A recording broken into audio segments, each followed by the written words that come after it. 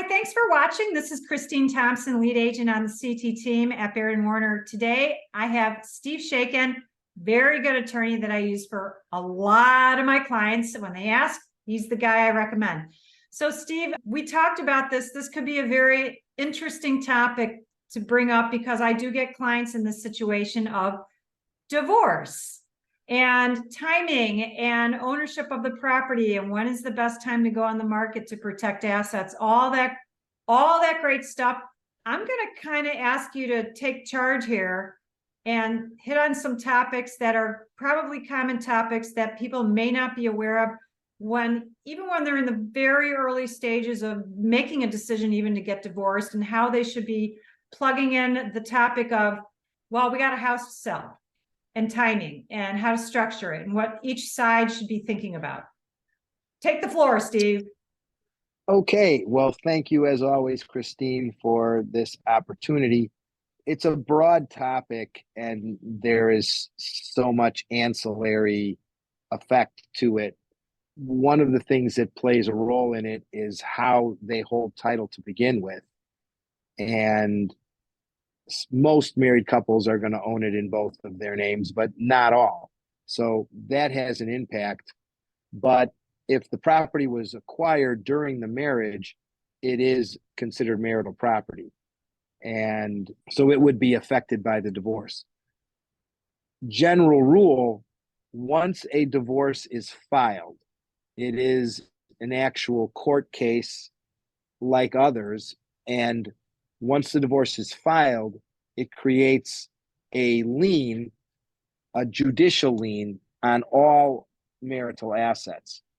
And so if you're going to sell the property and the divorce has already been formally filed in court, in order to close and clear title, you need either a court order saying it's okay to sell and what to do with the money, or you need a strong consent document from both sides.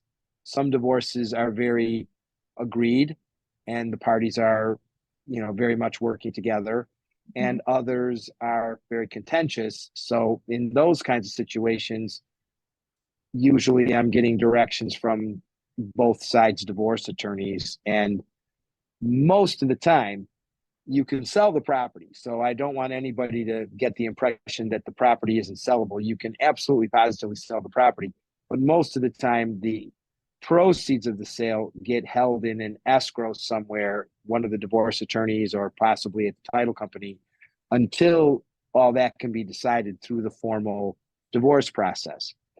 Now, if everything is agreeable and they want to sell the property, better that you don't file for the divorce and you sell the property and you direct how the proceeds get split, and everybody puts whatever is there in their pocket. And then at that point, there's one less thing to debate and fight over in the divorce, because you've already gotten rid of. Is that assuming they're all getting along, though? It is. But, oftentimes in a divorce, one of the parties leaves the marital residence and the other one is still there, but isn't able to financially cover the expenses of being there unless the one that left is still willing to contribute. And that can be difficult. So what would happen? I'm just trying to think of questions that people might have when they're in the early stages of process of divorce. Things aren't really worked out yet, but they're like, cannot live under the same roof together, just cannot. And let's say one moves out and one stays in the house, and the one staying in the house is covering the cost of the house, right? The person that moved out, would they be at risk of just like not getting anything from the house? Let's say they moved out for a year. They're gone for a year and they haven't been paying bills for the house, nothing. Are they at risk of like, you're not getting anything from the house? Well, as you know, just in general, putting aside the divorce issue, not all homes, they may have equal street value, but they don't all have the same equity value. Sure. So, but the person who left and the person who remained and it was covering all the expenses certainly has an offset in terms of the fact that, hey, I've been here, I had to put a new furnace in, or I had to do this or that, and I had to pay the mortgage. So there's certainly an argument to be made.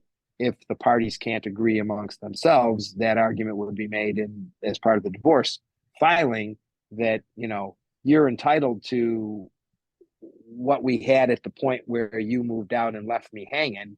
You're Yeah. entitled to that. And then you try and figure out what that is. And then everything beyond that is mine. And, you know, not all divorces create a sale. There are times when people remain in the home per the divorce decree, and, you know, you don't want to necessarily move the kids out of school or all that. And the divorce decree then says what happens, you know, that upon the sale of the house, a spouse A gets X because that was determined to be the value at that time, and spouse B, who stayed in the house and everything, gets all the rest, Right. you know, Right. other than what spouse X gets. And other divorces say spouse A deeds the property over to spouse B. And then you get into the discussion of, well, what about the mortgage? Because when you don't own it, just because you deed it to your spouse doesn't mean you're off the hook on the mortgage. You still are legally Right. responsible. So that would So probably that's be a whole nother. would that be a question for a lender to say, hey, we got to close out a mortgage, refinance it, get a name off, that kind of stuff? The preferred method, excuse me, is to refinance into the spouse's name that's keeping the house. That alleviates any liability to the spouse that is deeding off, and they're out and free to do whatever. But I've closed many deals with the spouse that isn't on title anymore, but is still on the mortgage. And as long as there's a divorce decree that says the other spouse is liable to make those payments, and they indemnify the non-owning spouse, they can look, they don't count that against them as a debt when they're figuring out their qualifications for a loan. So Okay. there's a lot of variations. Well, yeah, because, you know, there might be one side of the two people that is like, well, I don't want, you know, I want out, and the other person's going to just continue the mortgage payments, but that person's name is still on the mortgage. And then the person that's expected to stay in there and keep going it, then they miss payments, you know, goes into, you know, back pay and all that. You know, is there a risk that now this spouse that left is it's going to ruin them financially because the other one's not making the payments? Yes, there is a big risk. And, you know, So the they want to divorce get their name off decree, the mortgage. right? The ideal thing, if you are the person that is, you know, not staying with the house, is for the mortgage to get refinanced. But as in the climate we're sitting in right now, they might have acquired that property over the last 5-6 years. They have an interest rate in the fours or threes. And for the spouse that is staying to refinance now at seven Yeah. and a half, they may not be able to afford those payments. And, you know, and you're thinking about other things like, well, I don't want to be married to this person anymore, but I'm not trying to mess up my children's lives any more than this is going to already have an impact. So you might be willing to take the risk, That the or you person force the, staying there keeps you know, paying. or you force the property to be sold, and you figure out how the equity is going to be split if that's the case. Let me just add this before I forget. No matter when you get divorced, a divorce is called a judgment for dissolution of marriage. It is, the operative word is judgment. So it is a public record, and later on down the line, even though the parties have nothing to do with each other anymore, and one of the spouses may not have even owned it, they quit claimed it off years ago. Mhm. When that person goes to sell, that judgment for dissolution of marriage comes up on a title search, as any judgment would. Mhm. And the title company says, let me see the judgment for dissolution of marriage and see what it says about this property. Does the other spouse have any money coming, any rights coming to this, even though they long ago signed off?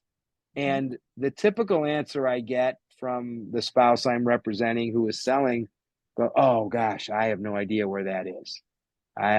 It's packed away. It's somewhere. I don't know where it is. So just general good advice, store it electronically, put the hard copy, you know, keep your lawyer's information around and hope that the firm continues. Yeah, So right. that worst case scenario, I can reach out to the lawyer that did it and say, hey, can I have a copy of the judgment for dissolution of marriage? Because they don't always get recorded like you would record it in the recorder of deeds, but they are a public document, and the divorce is a public record as well. So it 98% of the time pops on the title search, and I hear about, oh well, I mean, I haven't talked to him in 15 years. I have no idea where he is, or I have no Oh, idea where she is. that's why And you I'm need like, the well, paperwork. okay, yeah. So Okay. What if there's one of the two, or both, one of them is like, no, I don't want the house sold. And the other one's like, I want it sold. How can that, unless both are on board, they're both on title, can one be a plug in the dam? if if they're both on board, I mean, if they're both on title and they can't get on the same page about it, that's exactly what the divorce attorneys fight for their respective clients to work out. And ultimately, if that can't be negotiated or worked out, they will go to trial, and the judge will make a decision as to, do I let this person keep the house and under what circumstances, or do I force the property to be sold? So if a judge And forces most it to of the be sold, time, would that be like a court order? yeah, they will it usually comes up. It can come up as part of the final judgment for dissolution, but it often comes up before that, and there's a motion. I mean, bear in mind you're talking to a lawyer that doesn't do divorces. Sure, sure, So sure. my knowledge is ancillary because I'm very often involved in transactions that are involved with people that are divorced or So on getting divorced. So I learn. the transaction part of the knowledge, if there is a court order to sell a property, and now a consumer comes into the picture and they find out there's a court order and they understand this court order is related to a divorce, what should a consumer be expecting with the process of closing time? If there's a The court buyer, order on the buyer of the house of the two people that are divorcing, and there's a court order decided that the house has to be sold, and a buyer comes across and says, well, I want to buy the house, but what's this court order about? What does this mean to me as the buyer that wants to purchase the home for timing? it should mean nothing. It should be a normal transaction from the buyer's perspective. It could create some delays if one of the parties is being really difficult and recalcitrant, Despite the court because, order? right, so then the divorce attorneys would have to go back in front of the judge and bring a motion to say, hey, you ordered this property sold, but You're not cooperating. spouse A or spouse B won't cooperate. He won't sign the listing. They won't sign the documentation for closing. They won't sign the contract to sell. Yeah. And both, so the process of having to do that, the judge would then say, I'm ordering you to sign. If you don't sign, I'll sign. That can happen, Okay. but that doesn't happen overnight. So the impact to the innocent buyer is a possible time delay. No That would really, time? yeah, every set of circumstances, it stands on its own. Yeah. I It mean, there's wouldn't be no rule about like this has to be resolved in 2 weeks. no, there is no, you're correct. Yeah. And divorces vary by county. If you're getting divorced in Cook County, things take longer than if you're getting divorced in DuPage or one of the collars where the court system isn't as bogged down. I mean, there's a lot of factors that go into it, but What if a buyer makes an offer and the owner that's still in the house is great, you know, happy with the offer, let's sign this contract. That partner signs the contract. The one that moved out is like, I'm not signing that. Is that right, when a court order has to be kicked in and say, we're making you sign? right. And then that's what could take time. Well, at first, maybe they acted like they were going to agree, but Yeah, change of they time. end up not. So now they've got to go to get the court order that says you are going to sell this and you are going to cooperate. And then if they still disobey that court order, which is not a good idea, Yeah. they can be held in contempt of court and, you know, and all kinds of things. Then you got to go back to court to enforce that court order. So again, it causes delays. And for your sake, Christine, most every one of those court orders that orders a property sold in the divorce, in the court order, they specify who the listing agent will be. Yeah, I know. Because the spouse says, well, I want Christine, but the other spouse says, well, no, I don't. You know, I That's don't, I typically think the case. Christine They would, each want a different agent, and then it comes right. down to the judge. It can. I mean, you present, you know, your proof of, you know, what a great real estate agent you are and your years of experience and your know-how, and the judge can pick which one Yeah. they feel has the right credentials and, you know, abilities if it comes to that. I mean, like I said, things can get really, really contentious, but most of the time the parties get along enough Yeah. to just Yeah. get it done because it's Yeah. in both of Move their on. best interests to get it done. What if somebody they're in contempt? I mean, are they going to go to jail if They can yeah? go, the judge can order them to jail if they are disobeying a court order. Court orders, They're they pretty take, serious. judges take their court orders pretty seriously. It's like, Yeah. you dare disobey me, Yeah. Yeah. I'll throw you in jail. Oh, okay. And they have the power to do that. Now, that's more rare. That's pretty rare Yeah. because Yeah. most people don't test that authority, but it certainly Not a good is, that idea. authority is there. Yeah. Yeah. Okay. Well, good to know, because, you know, if you're watching and you're like, I'm just not going to agree, and well, you know, be careful. Right. Right. Yeah. Think about bigger picture things instead of making more problems. Right. Right. Any other thoughts that you want to add to this myriad of situation? Yeah, you couldn't have picked a better word. It is just a there's a bunch of intertwined issues that go into it, and Yeah. you know, But they don't have to, hopefully, but they don't have to be, they don't have to have the judgment in order to sell the house.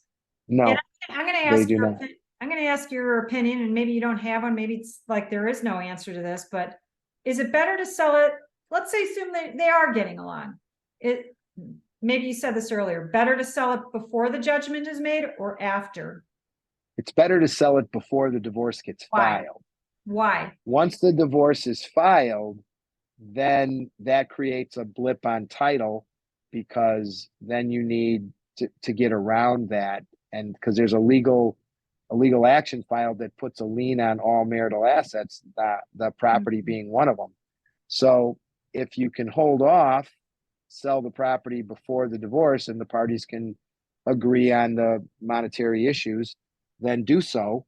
And then after that, the divorce gets a lot simpler, because the major asset maybe not the major asset, but one of the major assets has been already taken care of.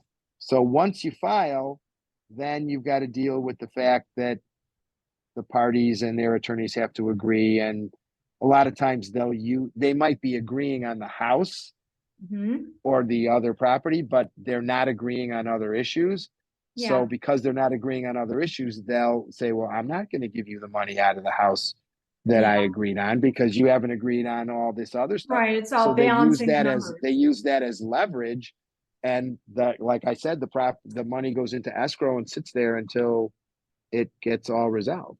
Is there an advantage to waiting to sell the house until a judgment is made? Is there any advantage to doing that, waiting?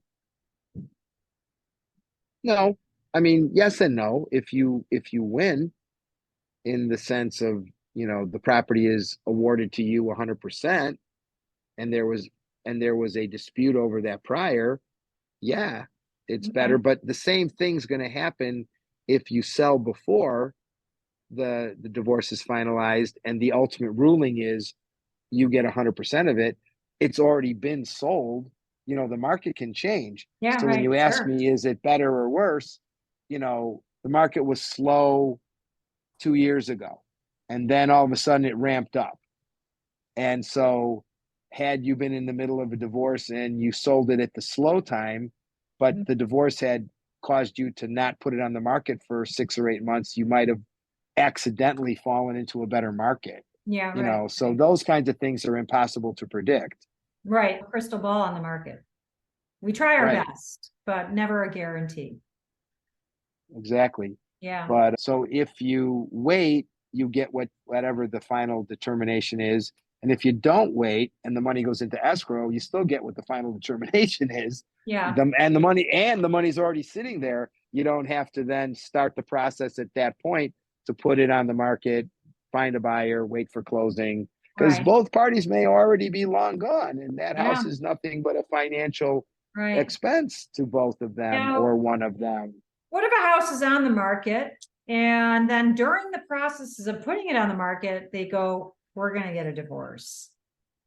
Doesn't change anything. Just keep proceeding, get it sold, come to an agreement. I would tell them to You're wait. done. If they're that at that point, I would say finish the deal, And make, the house. work out your issues. If you can't work out your issues, go ahead and file. But if you can, wait and then file afterwards. You Because mean, if you mean everything's sell worked the out house in a first or say yes, sell the house first? sell it and close, and then Uh-huh. go file. And then go As pretend long as somewhere. as long as they can agree. Well, If they yes, of can't course. agree, then to Yeah, protect yourself, you may want to go file, right. because the divorce will protect you from what's going on. The best thing for for two people, is to say, talk to a divorce attorney and then determine the timing to sell your house. That's good advice. That absolutely is good advice. Because they're probably going to throw Yeah, a whole lot of other strategy thoughts into there that's beyond what you normally practice. correct. And yeah, that's very true.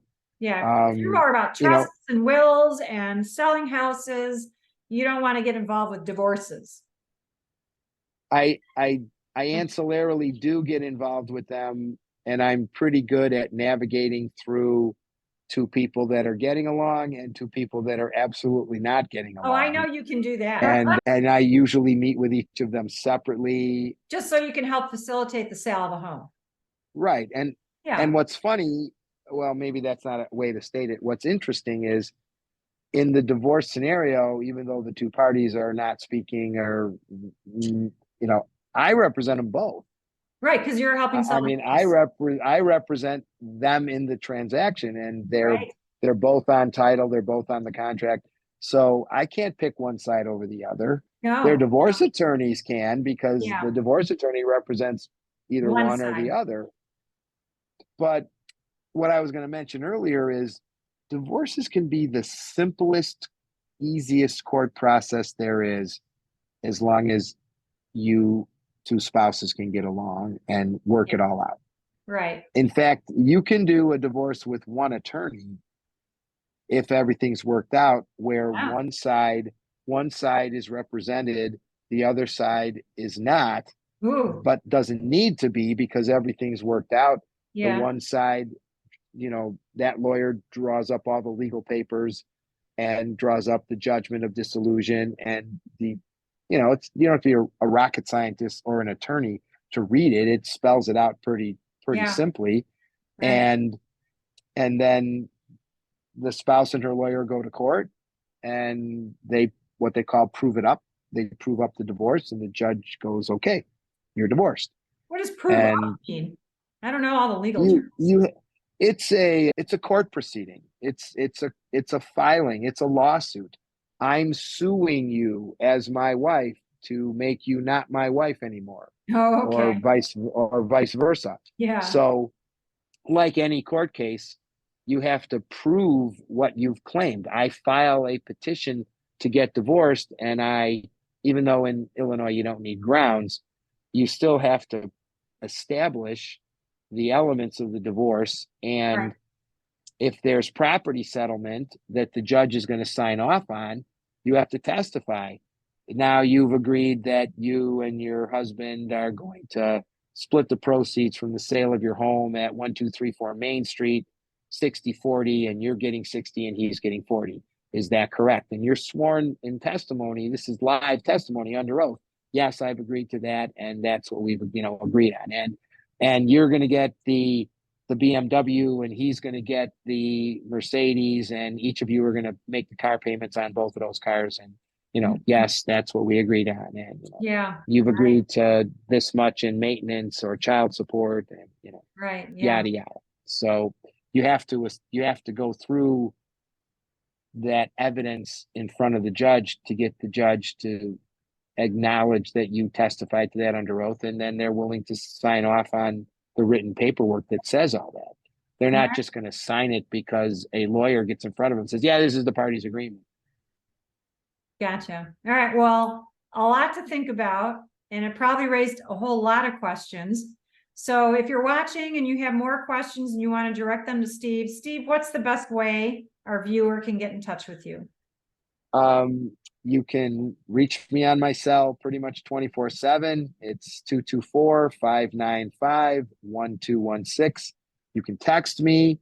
You can email me. My email is steve@shaykin.com. That's STEVE@SHAYKIN.com. And Easy it's enough. funny, Christine, we talk, I really enjoy doing these with you, and we talk about things that are sometimes very depressing. We've talked about dying, we've talked about divorces, and but that's The what we see a reality. lot of, and Yeah. Not trying to be it negative is here. It's just a it's part reality. it's part of life. Yeah. It's all part of it life. is. And So, we're here to just try and help facilitate it to make it a simpler process so people can move forward and, dust the hands and move on, right? and Trying to make in it simpler. those more different situations is the more reason to have a seasoned, experienced real estate agent like you. And an attorney. you team up with somebody like me that we can navigate those things on their behalf a Yeah. whole lot better than someone who doesn't have our savvy. Yeah, because I'm not going to pretend to know law, and I'm not allowed to practice law. I'm not licensed for it. So that's why I do tell my clients when they do get into situations or share situations with me, I say, talk to Steve.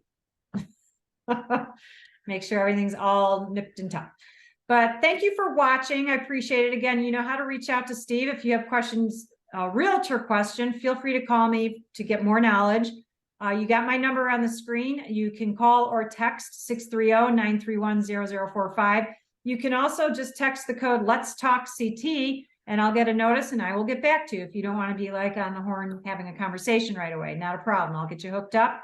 And please keep watching this show. I alternate between Steve and a lender, because lots of different things to talk about revolving around real estate that I thought you might want to hear about. So just subscribe to my YouTube channel, Living in Naperville, and you can keep catching all of these shows as we post them.